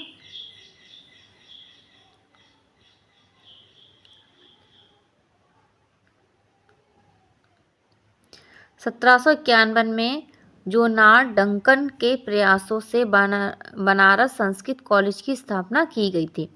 अब अगला क्वेश्चन है 114 नंबर है, राधा कृष्ण आयोग की नियुक्ति कब हुई थी? तो राधा कृष्ण आयोग की नियुक्ति हुई थी 4 नवंबर 1948 में हुई थी। अगला क्वेश्चन है 115 नंबर है, भारतीय शिक्षा आयोग 1882 भारतीय शिक्षा आयोग 1882 को अन्य किस नाम से जाना जाता है? तो इसकी को हम क्या है, हंटर कमीशन के नाम से जानते हैं। अगला क्वेश्चन है 116 नंबर क्वेश्चन है कि कर्जन कब भारत आए थे? तो कर्जन भारत कब आया था? जनवरी 1889 में भारत में किस पद पे आया था? गवर्नर जनरल होकर ये भारत आया था। 117 नंबर क्वेश्चन है, भारतीय विश्वविद्यालय आयोग की नियुक्ति कब हुई थी? तो 1902 में भारतीय विश्वविद्यालय आयोग की नियुक्ति की गई थी। 118 नंबर क्वेश्चन है 118 नंबर क्वेश्चन है, भारतीय विश्वविद्यालय अधिनियम कब पारित किया गया? तो 1904 में कर्जन की सरकार ने भारतीयों को परवाह न करते हुए भी भारतीय विश्वविद्यालय विभाग अधिनियम की क्या है, पारित किया गया था। 119 नंबर क्वेश्चन है, ईस्ट इंडिया के आज्ञा पत्र का पुनरावर्तन किसके द्वारा किया गया था? तो कंपनी की आज्ञा पत्र का 20 वर्ष के पश्चात ब्रिटिश पार्लियामेंट द्वारा पुनरावर्तन किया गया था। अगला क्वेश्चन देखते हैं 120 नंबर क्वेश्चन है, मैकाले शिक्षा द्वारा भारत में किस प्रकार का वर्ग तैयार करना चाहता था? मैकाले जो है अपनी शिक्षा के द्वारा किस प्रकार का वर्ग तैयार करना चाहता था? तो ये आपको 16 में पूछा गया क्वेश्चन है। तो मैकाले ने अपने विवरण पत्र में कहा था, हमें भारत में एक ऐसा वर्ग बनाना चाहिए जो रक्त और वर्ण से भारतीय हों किंतु रुचि, नैतिक आदर्शों और बुद्धि से क्या हों, अंग्रेज हों। इस बात से यही स्पष्ट होता है कि मैकाले भारत में क्या है, एक वर्ग क्या है, बाबू वर्ग बनाना था, चालू नहीं, बाबू वर्ग उत्पन्न करना चाहता था जो पश्चिम सभ्यता का उपासक और ब्रिटिश शासन का भक्त बनकर अंग्रेज राज्य की जड़ें मजबूत करने में सरकार की क्या करे, मदद करे। ठीक है, अगले क्वेश्चन की तरफ चलते हैं। अब अगला क्वेश्चन है 121 नंबर क्वेश्चन है, वुड के आदेश पत्र में शिक्षा का माध्यम क्या निर्धारित किया गया था? तो जो वुड का आदेश पत्र आया था उसमें अंग्रेजी और भारतीय भाषा को रखा गया था। अगला क्वेश्चन है 122 नंबर क्वेश्चन है, यशपाल समिति की अध्यक्षता में गठित समिति का उद्देश्य क्या था? जो यशपाल जी के द्वारा जो समिति लाई गई थी उसका उद्देश्य क्या था? उसका उद्देश्य था अधिगम की गुणवत्ता में सुधार करने हेतु सभी स्तरों के स्कूली छात्रों विशेषकर छोटे बच्चों पर पढ़ाई के बोझ को कम करने के उपायों के बारे में सलाह देना था। ठीक है, कि बच्चों पे पढ़ाई का ज़्यादा बर्डन ना डाला जाए। इन्हीं की हम जो नीति है, समिति है, इसी को हम कहते हैं लर्निंग विदाउट बर्डन के नाम से भी जानते हैं, शिक्षा बिना बोझ के। अब अगला क्वेश्चन है, ऑपरेशन ब्लैक बोर्ड के विद्यालयों को कौन सी सुविधाएं प्रदान की गई हैं? तो इस योजना के अंतर्गत प्रत्येक विद्यालय की अधोलिखित वस्तुएं दी गई हैं। पहली क्या है, शिक्षण उपकरण हो, तो पाठ्यक्रम, शिक्षक, संदर्शिका, पाठ्य पुस्तक हो और कक्षा शिक्षण सामग्री हो। कक्षा शिक्षण सामग्री में क्या आता है, मानचित्र, ग्लोब, चार्ट आदि चीज़ें आती हैं। ठीक है, और अगला है खेल सामग्री हो, खिलौने हो और विज्ञान किट हो, लघु किट हो जैसे पेंचकस, प्लास वगैरह हो, शब्द उपकरण हो, ठीक है, रेडियो वगैरह हो, पुस्तकालय हेतु पुस्तकें हो, विद्यालय की घंटी हो, संगीत उपकरण हो, ढोलक वगैरह, तबला हो, हारमोनियम हो। बच्चों के पास आकस्मिक खर्च हेतु धन हो, मतलब बच्चों के पास नहीं, शिक्षकों के पास आकस्मिक खर्च हेतु क्या हो, धन हो। कक्ष हो, अच्छे शौचालय हो, चटाई हो, कुर्सियां हो शिक्षकों के लिए, ब्लैक बोर्ड हो, चौक हो, डस्टर हो, ये सारी चीज़ें हमारे किस में आती हैं, ऑपरेशन ब्लैक बोर्ड के तहत आती हैं। ठीक है, आगे चलते हैं। अगला क्वेश्चन 124 नंबर क्वेश्चन है, बेसिक शिक्षा परियोजना का उद्देश्य बताइए। तो बेसिक शिक्षा परियोजना का उद्देश्य क्या है, पहला क्या है, पहला है विद्यालय सुलभ करना।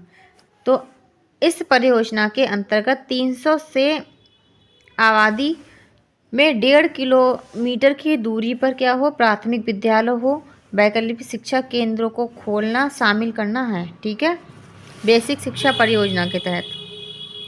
सेकंड इसमें है नामांकन, क्या है, नामांकन।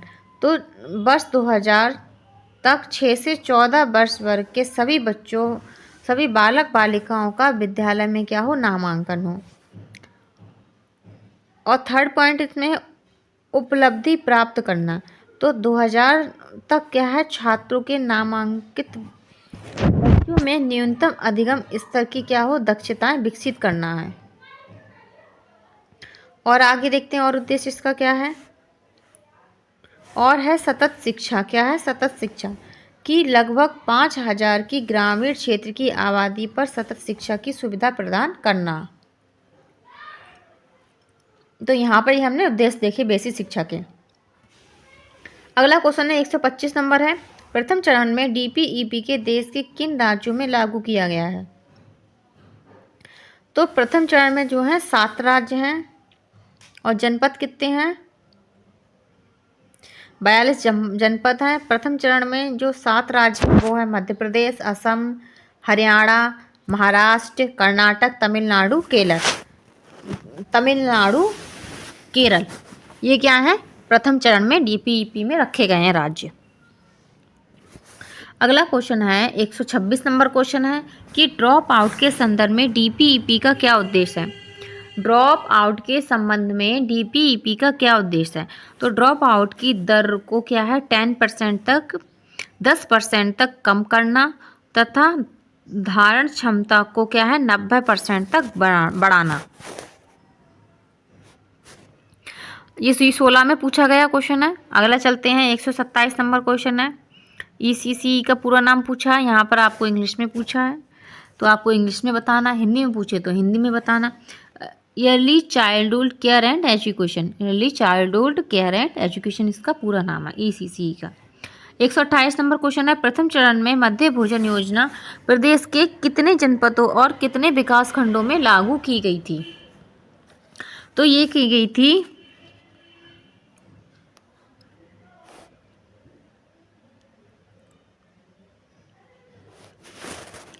38 जिलों में और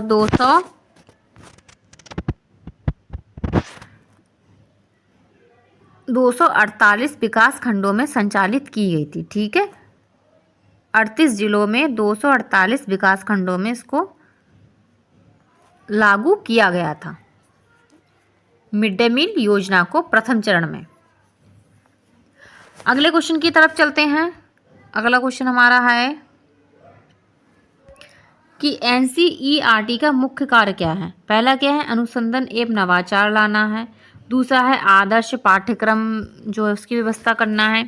राष्ट्रीय शिक्षा संस्थान खोलना है। अध्यापक शिक्षा की व्यवस्था करना है और विशेष शिक्षा का एक विस्तार सेवा है। ठीक है, ये हमारे क्या हैं, कार्य हैं इसके। अगला क्वेश्चन है 130 नंबर है, इंदिरा गांधी राष्ट्रीय मुक्त विश्वविद्यालय की स्थापना कब हुई थी। तो इसकी स्थापना हुई थी 20 सितंबर 1995 में हुई थी।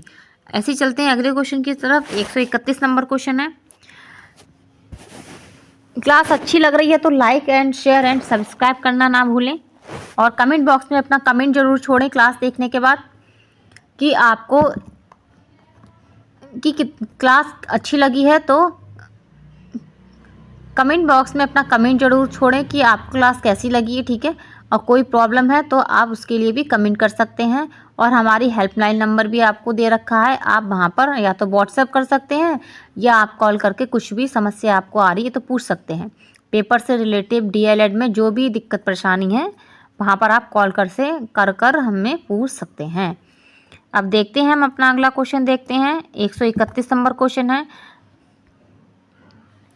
तो 131 नंबर क्वेश्चन है हमारा कि प्राथमिक शिक्षा के संदर्भ में अपव्यय तथा अवरोध का अर्थ स्पष्ट कीजिए। अपव्यय अवरोध का अर्थ बताना है। तो अपव्यय का अर्थ क्या है कि प्राथमिक शिक्षा पूरी किए बिना ही विद्यालय, जो प्राथमिक शिक्षा को किसी स्तर से विद्यालय छोड़ जाना है, क्या होता है,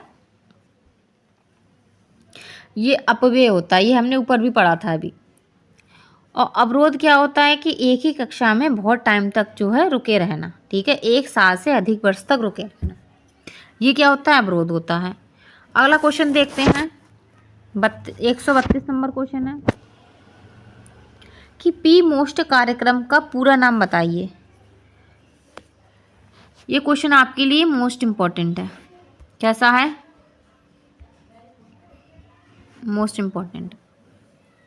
ये 16 में पूछा गया है। 16 का जो सेकंड पेपर कुछ होता है, शायद 16 में पेपर जो है लीक हो गया होगा, तो उसका जो सेकंड पेपर था उसमें पूछा गया है। 2019 में भी पूछा गया है ये क्वेश्चन। तो सेवारत अध्यापकों का विस्तृत अभिविन्यास कार्यक्रम, ठीक है, इंग्लिश में क्या कहेंगे, programme of mass orientation for school teachers, ठीक है। अगला क्वेश्चन है 133 नंबर है, एसओपीटी किस स्तर के अध्यापकों हेतु संचालित की गई है। तो एसओपीटी कार्यक्रम का प्रारंभ किया है 1993 से 94 में हुआ है और सेवारत शिक्षकों के प्रशिक्षण के लिए एनसीईआरटी को इसका उत्तरदायी सौंपा गया है, ठीक है।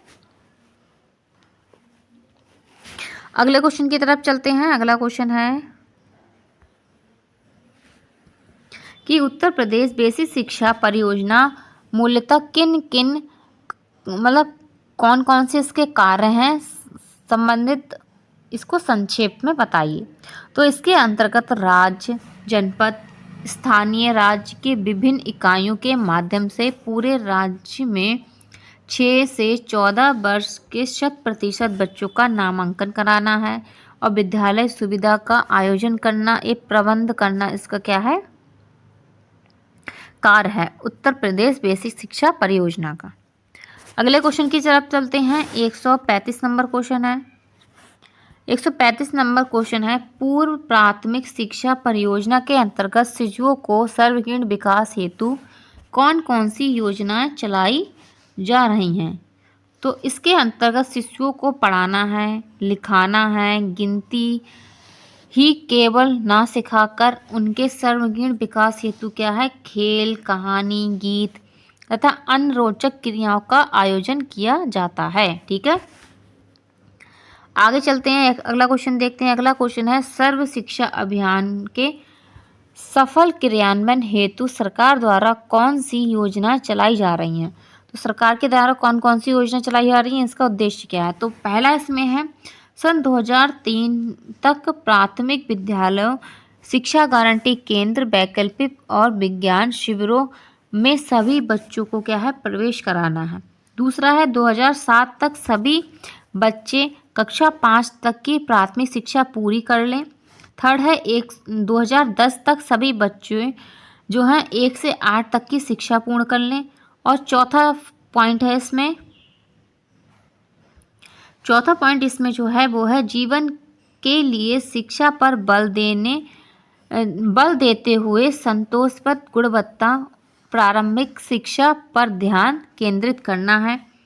फिफ्थ इसमें है 2010 तक विद्यालय में शिक्षार्थियों को सार्वभौमिक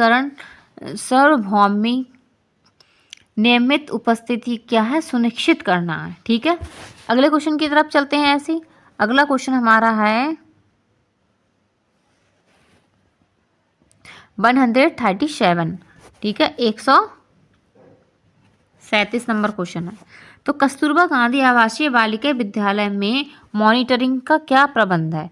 तो विद्यालय में नियमित मॉनिटरिंग जनपद स्तर पर डाइट प्रचार की अध्यक्षता में गठित जिला शिक्षा समिति द्वारा की जाती है, मॉनिटरिंग की जाती है, ठीक है। अगला क्वेश्चन है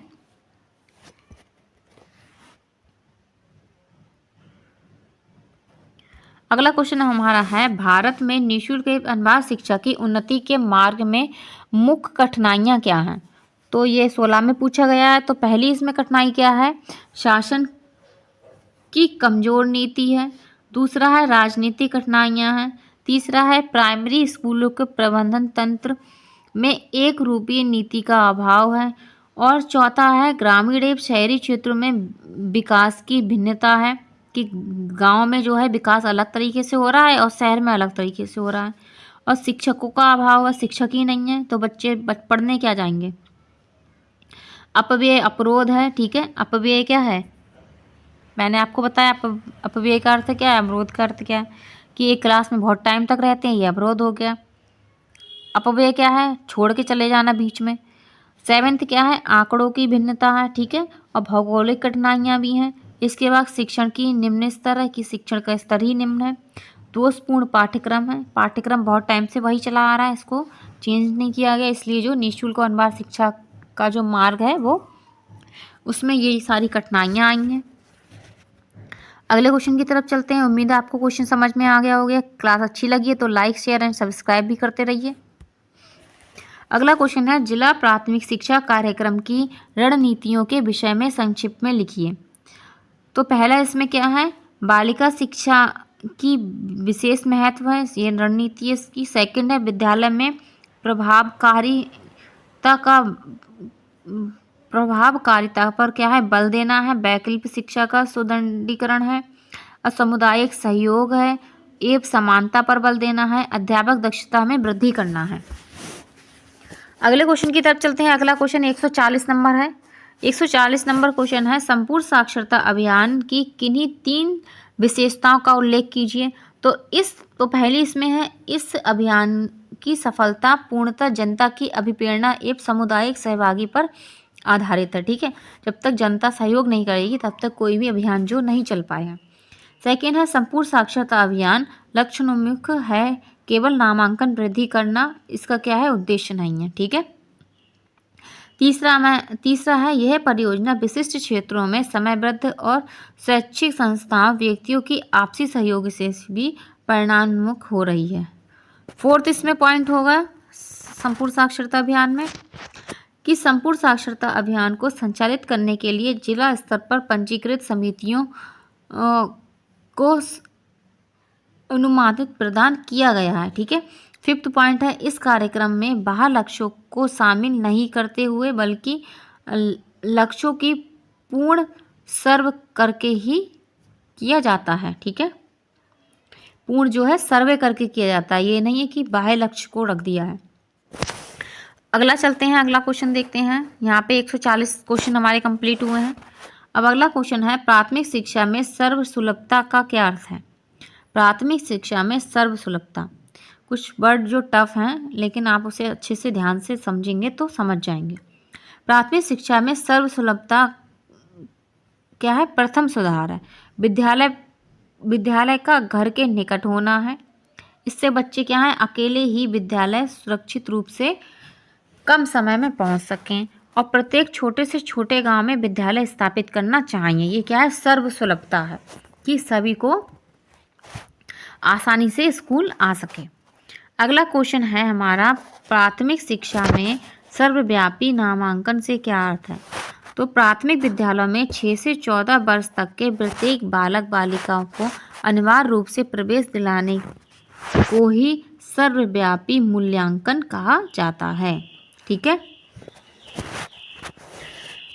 अगले क्वेश्चन की तरफ चलते हैं। अगला क्वेश्चन हमारा है, छात्रवृत्ति वितरण योजना क्या है? छात्रवृत्ति वितरण योजना, अगर ये क्लास आप अच्छे से देखेंगे तो आप जो है अपने सेकंड पेपर में एक अच्छा स्कोर प्राप्त कर पाएंगे एजुकेशन 2 में, और जो है आपका कोई भी क्वेश्चन नहीं छूटेगा। अगर आप ये सही से देखते हैं अच्छे से क्लास, तब आप अच्छे से पेपर को भी सॉल्व कर पाएंगे, ठीक है।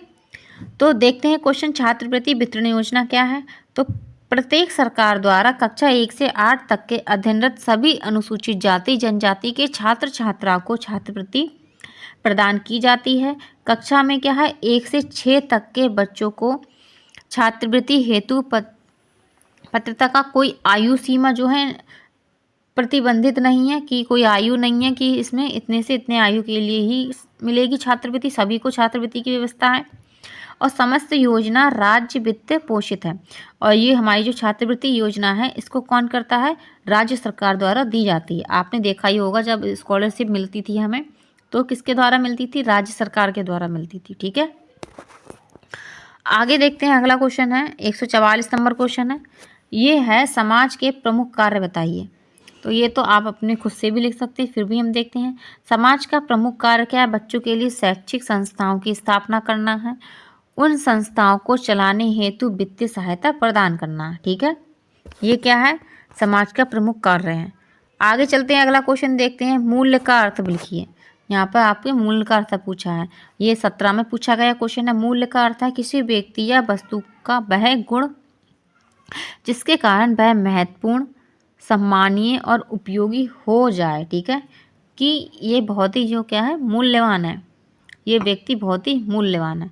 मूल्यवान पैसे वाला मूल्यवान नहीं होगा, वहाँ पर क्या? बहुत महत्वपूर्ण है, सम्मानीय है, उपयोगी है। ठीक है, ये सब चीज़ें आएंगी। अगले क्वेश्चन की तरफ से चलते हैं। 146 नंबर क्वेश्चन है। बाल अपराध के प्रमुख बिंदु कितने प्रकार के होते हैं? तो बाल अपराध के जो प्रमुख बिंदु हैं वो होते हैं भुखमरी, गरीबी, अशिक्षा, उचित वातावरण का ना मिलना आदि बाल अपराध के प्रमुख बिंदु हैं। अगला क्वेश्चन है बाल अपराध के प्रमुख बिंदु कितने प्रकार के होते हैं? तो देखते हैं इसके प्रमुख बिंदु जो हैं कि किस वजह से जो है बाल अपराध होते हैं। तो वो होती है भुखमरी, गरीबी, अशिक्षा, उचित वातावरण का ना मिलना आदि बाल अपराध के प्रमुख बिंदु हैं। ठीक है, अगला क्वेश्चन है बनारस संस्कृत कॉलेज कब और किसके द्वारा खोला गया था? तो ये हमने ऊपर पढ़ा था।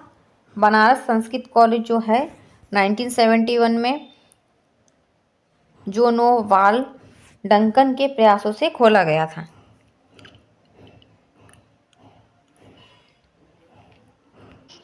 अब अगला क्वेश्चन हमारा है 148 है। मैकाले ने अपने विवरण पत्र कब प्रस्तुत किया था? तो कब किया था? 2 फरवरी 1935 को प्रस्तुत किया था। अगले क्वेश्चन की तरफ चलते हैं। 149 नंबर क्वेश्चन है। ये है वुड के घोषणा पत्र के आधार पर कंपनी ने शिक्षा नीति कब घोषित की गई थी? ठीक है, तो कंपनी ने कब की थी शिक्षा नीति घोषित? ये की थी तो वुड के घोषणा पत्र के आधार पर कंपनी ने 19 जुलाई 1854 में जो है अपनी शिक्षा नीति क्या है? अपनी शिक्षा नीति की घोषणा की थी। ठीक है, ऐसे ही अगला क्वेश्चन देखते हैं। 150 नंबर क्वेश्चन है। यहाँ पर हमारे 150 क्वेश्चन जो कंप्लीट हो रहे हैं। इसके बाद है शिक्षा के व्यक्तिक और सामाजिक उद्देश्यों का समन्वय आवश्यक है क्योंकि शिक्षा व्यक्ति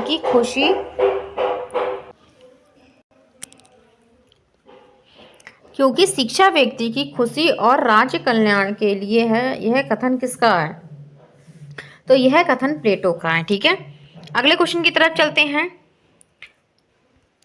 अगला क्वेश्चन है प्राथमिक शिक्षा कब प्रारंभ हुई थी? तो प्राथमिक शिक्षा जो प्रारंभ की वर्ष है, यहाँ पर वर्ष पूछिए आपसे, तो 6 से 12 वर्ष तक की होती है। कब से कब तक? 6 से 12 वर्ष तक की होती है।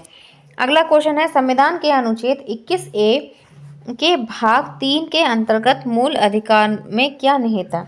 तो 6 से 14 वर्ष तक के बच्चों को निःशुल्क तथा अनिवार्य शिक्षा क्या है? मूल अधिकार है। ये हमारा क्या है? एक मूल अधिकार बना दिया गया। 2018 में पूछा गया क्वेश्चन है। अगले क्वेश्चन की तरफ चलते हैं। अगला क्वेश्चन है कलकत्ता मदरसा की स्थापना कब और किसके द्वारा की गई थी? तो कलकत्ता मदरसा की स्थापना 1781 में प्रथम गवर्नर जनरल वॉरेन हेस्टिंग के द्वारा की गई थी। ये आपको 17 और 18 में लगातार पूछा गया क्वेश्चन है। आगे देखते हैं अगला क्वेश्चन क्या है। अगला क्वेश्चन है मिशन स्कूलों की 4 विशेषताएं लिखिए। तो मिशन स्कूलों की क्या विशेषता है? पहली है मिशन स्कूलों में अंग्रेजी माध्यम से शिक्षा दी जाती है। दूसरा है मिशन स्कूलों में ईसाई धर्म की शिक्षा दी जाती है। दूसरा इसका होगा मिशन स्कूलों में विद्यालय का समय निश्चित है। ठीक है। चौथा पॉइंट इसमें है मिशन स्कूलों में रविवार को विद्यालय का अवकाश रहता है। ये दो तो सेम है, जो हमारे विद्यालयों में होता है भाई इनके विद्यालयों में होता है, लेकिन यहाँ पर केवल अंग्रेजी शिक्षा से मतलब अंग्रेजी माध्यम से शिक्षा दी जाती है और ईसाई धर्म की शिक्षा दी जाती है। ठीक है, आगे चलते हैं, अगला क्वेश्चन देखते हैं।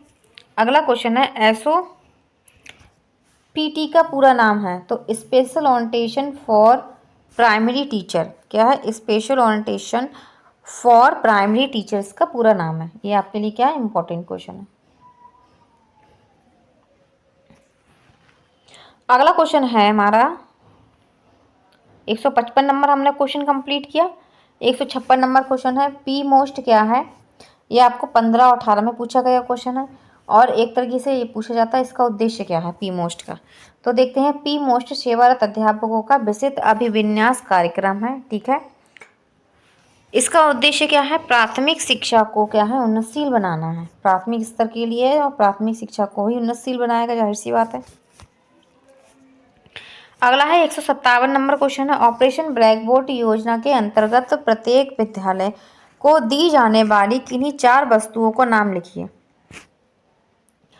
तो अध्यापकों का विस्तृत अभिविन्यास कार्यक्रम है। ये क्या है? अभिविन्यास कार्यक्रम है।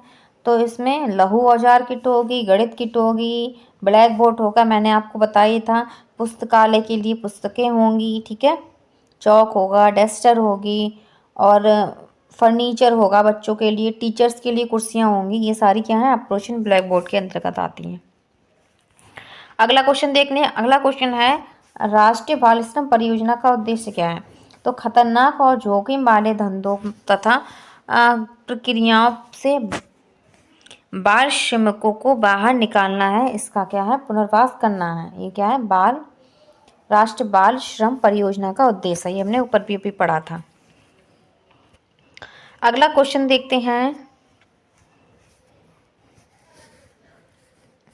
159 नंबर क्वेश्चन है कर्जन की शैक्षिक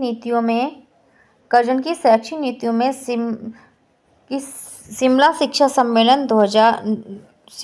सम्मेलन 1901 में बताइए, इसके बारे में बताना है। तो कर्जन ने 1901 में शिमला शिक्षा सम्मेलन का आयोजन किया था, और शिक्षा को सुधार करने, और क्या था इसमें? शिक्षा के सुधार करने को व्यवहारिक रूप से प्रदान करने के लिए किया गया था। शिक्षा में सुधार करने और उसे व्यवहारिक रूप से प्रदान करने के लिए। अगला क्वेश्चन है 160 नंबर क्वेश्चन है राष्ट्रीय शिक्षा नीति 1992 में जो राष्ट्रीय शिक्षा व्यवस्था है इसका विषय क्या कहा गया था। तो इसमें था 10+2+3 का पैटर्न था। आपसे पैटर्न पूछा जाए, सूत्र बोला जाए, तो ये 10+2+3 का था। अगला चलते हैं 161 नंबर क्वेश्चन हमारा है। अब अगला क्वेश्चन हमारा है 161 नंबर है। ये क्वेश्चन है शिक्षा बिना बोझ के स्पष्ट कीजिए। बिना बोझ के नाम शीर्षक किसके रिपोर्ट में प्रस्तुत किया गया है। तो किस में किया गया है? यशपाल समिति में किया गया है। ठीक है, अब अगला क्वेश्चन है 162 नंबर जिला प्राथमिक शिक्षा कार्यक्रम DPEP किस बैंक की वित्तीय सहायता से संचालित किया जाता है। ये 18 में पूछा गया क्वेश्चन है। तो है विश्व बैंक की सहायता से DPEP कार्यक्रम संचालित किया जाता है। अगले क्वेश्चन की तरफ चलते हैं। अगला क्वेश्चन है NCFTE 2009 क्या है। तो national curriculum framework for teacher education 2009। National curriculum framework for teacher education 2009 यह शिक्षक शिक्षा का प्रोग्राम तथा योजना है जो आगामी वर्ष में भारत में आ सकती है। यहाँ पर क्या लिखा है? आ सकती है। ठीक है, आगे देखते हैं। अगला क्वेश्चन है NPRC प्रमुख को क्या कहते हैं। NPRC के प्रमुख को क्या कहते हैं? संकुल प्रभारी कहते हैं। क्या कहते हैं? संकुल प्रभारी कहते हैं। अगला क्वेश्चन है 165 नंबर क्वेश्चन है ग्राम शिक्षा समिति का अध्यक्ष कौन होता है। तो कौन होता है? प्रधान होता है। तो ग्राम शिक्षा समिति का सचिव कौन होता है पूछा गया आपसे 166 में। तो ये है प्रधानाध्यापक होते हैं। कौन होते हैं? प्रधानाध्यापक होते हैं। अगले क्वेश्चन की तरफ चलते हैं। अगला क्वेश्चन है बीआरसी का पूरा नाम क्या है? तो बीआरसी का पूरा नाम है ब्लॉक संसाधन केंद्र। क्या है? ब्लॉक संसाधन केंद्र है। और इसके बाद अगला क्वेश्चन है डाइट का पूरा नाम आपसे पूछा गया है। तो डाइट का पूरा नाम है जिला शिक्षा प्रशिक्षण संस्थान। ठीक है। इसके बाद हमारा क्वेश्चन है, इसके बाद हमारा क्वेश्चन है एनपीआरसी का पूरा नाम क्या है? एनपीआरसी का पूरा नाम क्या है? तो न्याय पंचायत संसाधन केंद्र, न्याय पंचायत संसाधन केंद्र है। 170 नंबर क्वेश्चन देखते हैं। 170 नंबर क्वेश्चन है संशोधित राष्ट्रीय शिक्षा नीति 1992 में किस अन्य नाम से जाना जाता है? इसे हम जानते हैं प्रोग्राम ऑफ एक्सेस के नाम से जानते हैं। इसके बाद क्वेश्चन है 171 नंबर है यशपाल समिति का गठन कब हुआ? तो यशपाल समिति का गठन हुआ था 1992 में हुआ था। ठीक है। अगला क्वेश्चन अब हमारा है, अब इसके बाद हमारा अगला क्वेश्चन है 172 नंबर क्वेश्चन है। ठीक है। ये हमारा है शिक्षा बिना बोझ के, यह रिपोर्ट यशपाल समिति द्वारा कब प्रस्तुत की गई थी?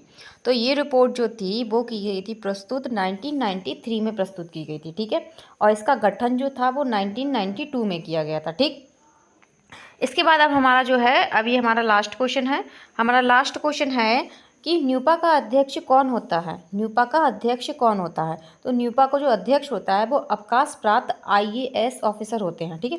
जो आईएएस ऑफिसर होते हैं, जो अवकाश प्राप्त होते हैं, ठीक है, उनको क्या है, न्यूपा का अध्यक्ष नियुक्त किया जाता है। ठीक है। यहाँ पर हमारी क्लास कंप्लीट हुई है। आपको क्लास अच्छी लगी है तो लाइक शेयर एंड सब्सक्राइब करना ना भूलें। और ये क्लास आप अच्छे से देखिएगा, इससे आपको डीएलएड में जो भी क्वेश्चन आते हैं आपको सभी मिलेंगे। ठीक है।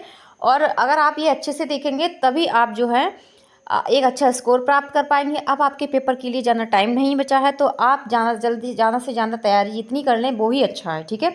अब अपना टाइम वेस्ट ना करते हुए आप अपनी क्लासेस लीजिए और अपनी आप पढ़ाई पर जो है फोकस कीजिए डीएलएड के। तो यहाँ पर हमने जो है ये क्लास कंप्लीट कर ली है।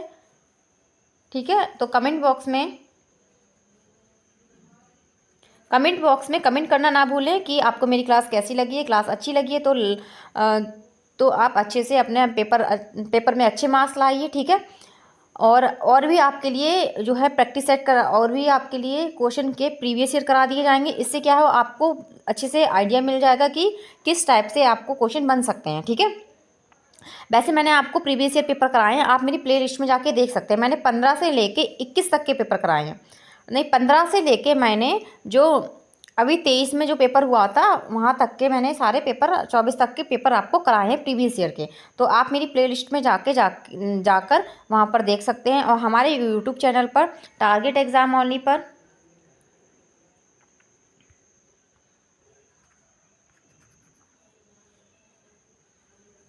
टारगेट एग्जाम ओनली से ऐसे जुड़े ही रहिए और जहाँ से जहाँ लोग को शेयर करती रहिए और जोड़ते रहिए। ठीक है। ओके, धन्यवाद।